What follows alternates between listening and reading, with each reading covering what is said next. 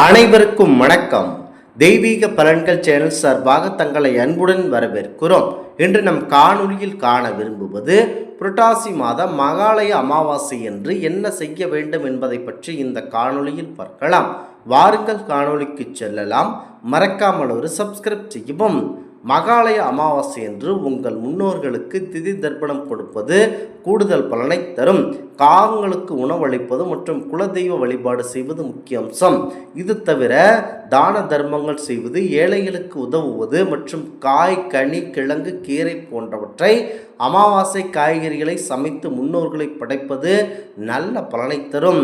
இன்றைய நாட்கள் தர்ப்பணம் செய்தல். காலையில் சூரிய உதயத்திற்கு பிறகு முன்னோர்களுக்கு எள்ளு தண்ணீரும் இறைத்து தர்ப்பணம் கொடுக்க வேண்டும்.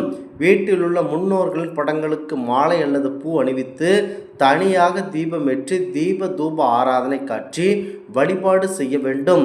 காகங்களுக்கு உணவு படைப்பது முன்னோர்களுக்கு படைத்ததாக கருதப்படுகிறது. எனவே இன்றைய நாட்கள் காகங்களுக்கு உணவளிப்பது நல்ல பலனை தரும். ஏழை எளிய மக்களுக்கு உணவு, பொருள், வஸ்திரம் தானம் கண்டிப்பாக இன்றைய நாட்கள் செய்யலாம். பசி என்று வருபவர்களுக்கு கண்டிப்பாக இன்றைய நாளில் உணவு வழங்க வேண்டும். முன்னோர்களின் வழிபாட்டுடன் குலதெய்வ வழிபாடு செய்வது நல்ல பலனை தரும். அமாவாசை என்றால் முன்னோர்களின் நேரம். மாதந்தோறும் வரும் அமாவாசையை விட புரட்டாசி மாதத்தில் வரும் அமாவாசைக்கு மாபெரும் சிறப்பு அதிகம். அது மகாலய அமாவாசை என்று கூறப்படுகிறது. மகாலய அமாவாசை என்பது பித்ருபட்சத்தின் முன்னோர்களுக்கான 15 தினங்கள். அந்த கடைசி நாளான இன்று கண்டிப்பாக மகாலய அமாவாசை நாட்கள் திதி தர்ப்பணம் கொடுக்கலாம். இறந்தவர்களுடைய திதி தர்ப்பண நாள் மறந்துவிட்டவர்கள் கண்டிப்பாக இந்த மகாலய அமாவாசை நாட்களை பயன்படுத்தி கொள்ளுங்கள்.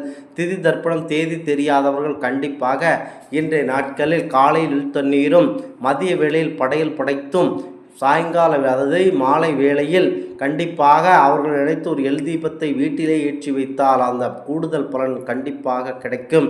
அமாவாசை என்று காய், கனி, கிழங்கு, கீரை போன்றவற்றை கண்டிப்பாக அமாவாசை காய்கறிகளை சமைத்து முன்னோர்களுக்கு படைப்பது நல்ல பலன்களை கண்டிப்பாக தரவல்லது. கண்டிப்பாக மகாலய அமாவாசை நாட்களில் திதி தர்ப்பணம் கொடுப்பது நல்ல பலன் தரும். மகாலய அமாவாசை என்பது புரட்டாசி மாதத்தில் வரக்கூடிய அமாவாசை ஆகும். மகாலய அமாவாசை என்று செய்யக்கூடிய முன்னோர்கள் வழிபாடு நம்முடைய பாவங்களை போக்கி நமக்கு நன்மைகளை தருவது மட்டுமின்றி யமலோகத்தில் துன்பப்படும் நம்முடைய முன்னோரின் பாவங்களையும் போக்கி அவர்களுக்கு நற்கதியை வழங்கி பித்ருலோகத்தில் சுகமாக வாழக்கூடிய வாய்ப்பை நாம் தரவல்லக்கூடிய அற்புதம் நிறைந்த நாளாகும்.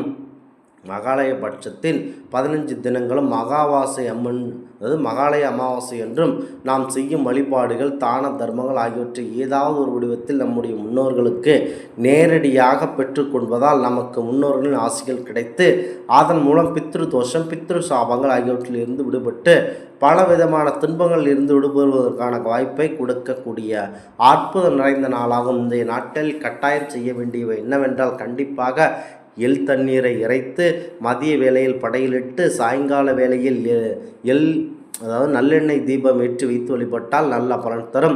ஒரு ஆண்டில் வரும் மிக முக்கியமான 3 அமாவாசைகள் ஒன்று புரட்டாசி மாதத்தில் வரக்கூடிய மகாலய அமாவாசை.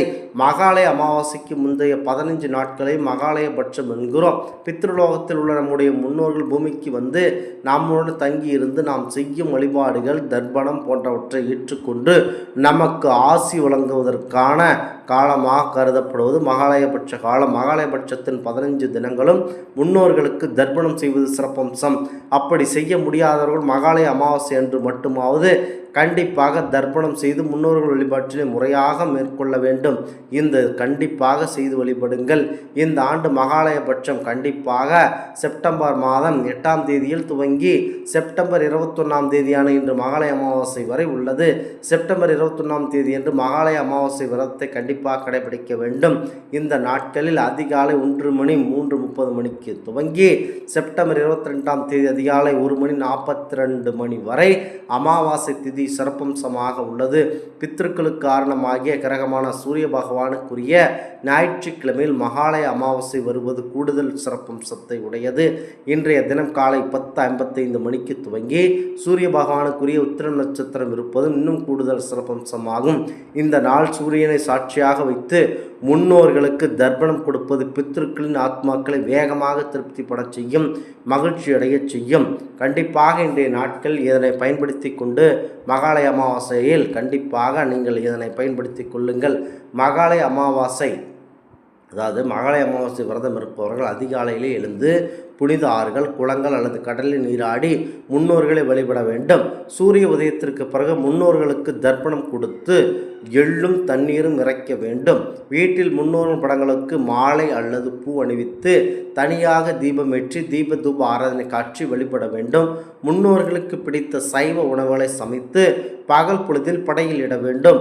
முன்னோர்களுக்கு படையிலிட்டு வழிபட்ட பிறகு காகங்களுக்கு உணவளிக்க வேண்டும். அதற்கு பிறகு முன்னோர்களுக்கு படையிலாக இட்ட உணவை வீட்டில் உள்ள பெரியவர்கள் சாப்பிட கொடுக்க வேண்டும். பெரியவர்கள் யாரும் இல்லை என்றால் அமாவாசை விரதம் இருப்பவர்கள் முதல் இந்த உணவை கண்டிப்பாக சாப்பிடலாம்.